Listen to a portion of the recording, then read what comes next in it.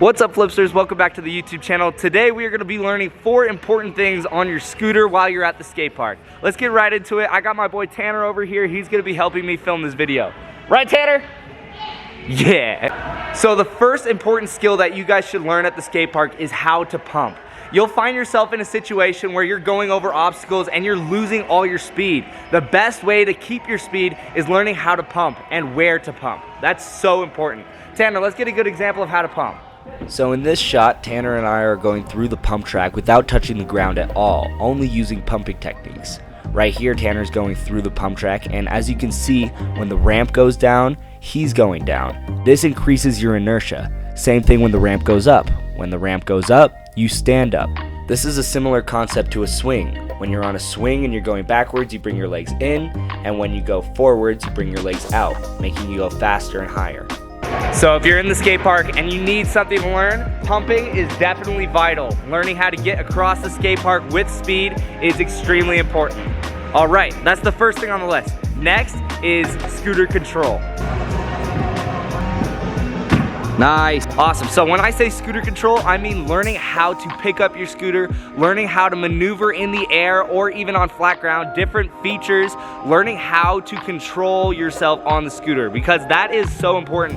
Learning how to turn around, either front side or back side, learning how to control where you're going, how fast you're going. Scooter control is so vital when you're learning how to scooter. So that's number 2, is scooter control. All right, number 3 is progression. Learning how to take steps in the right direction for tricks that might be a little bit out of your skill range. Because that's what scootering is learning how to take steps into the next level. Because you don't want to be stuck at one spot. You don't want to take years to learn how to tail whip.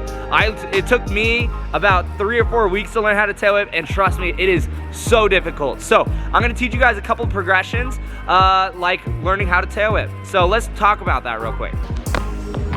So, a progression means that you're taking smaller steps for a bigger end goal. The first step towards a tail whip is learning how to scoop, learning how to get it going, you know? So you're gonna put your foot on and you're gonna scoop, and that's gonna make it come around. So what you're gonna do is you're gonna have one foot on, you're gonna scoop, you're gonna put your other foot on the ground, and then that same foot that's scooped is gonna go back on once it does a full 360. So you're gonna do that again, you're gonna step, you're gonna scoop, and then you're gonna step again. And that's gonna make it so that you can learn how to walk and whip. And walk and whip is super useful, so that way you don't have to stop and reset every time. You can just step, walk, whip, step, walk, whip. So those are progressions for tail whips, but progressions can come in any shape or form. If you're learning how to bar spin, first you start on the ground and you practice the motion for a bar spin. If you're trying to learn a progression like buttercup, you learn the motion on flat ground and then slowly you take it to the ramp. And another great progression for if you're doing like a buttercup per se, a great progression for a buttercup or an overhead is learning how to step on the ramp and then doing the trick. And that will help you learn what steps to take to help you get closer to that end goal of doing the bri flip or the buttercup. So look at, first you learn it on flat ground, right? You learn the motion, learn how to flick with your front foot, and then you learn how to take it to a ramp. You put your foot on the ramp, you push it up the ramp, you turn, and then once you feel comfortable, then you start trying it.